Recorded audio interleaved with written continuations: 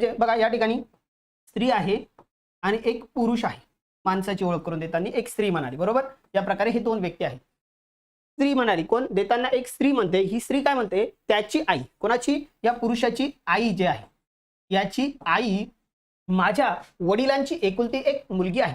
हिचे वडील या वडिलांची एकुलती एक मुलगी त्याची आई आहे. कोण आहे, एकुलती एक मुलगी त्याची आई आहे. मग या स्त्रीने काय सांगितलं, हा जो पुरुष आहे त्याची जी आई आहे ती माझ्या वडिलांची एकुलती एक मुलगी आहे. मग वडिलांची एकुलती एक मुलगी म्हणजे मग ही कोण असणार, हीच ती मुलगी असणार. म्हणजे हे दोन्ही कॅरेक्टर काय असेल मित्रांनो, एकच असणार. तिच्या वडिलांची मुलगी तीच आहे आणि या पुरुषाची आई पण कोण आहे, तीच आहे. म्हणजेच नंतर काय विचारलं आहे, तर त्या माणसाचे त्या स्त्रीशी नाते काय असणार, हा माणूस या स्त्रीचा कोण असणार मित्रांनो, तर मुलगा असणार आहे. ओके, काय असणार आहे, मुलगा असणार आहे. या स्त्रीचा हा मुलगा असेल. क्लिअर आहे का?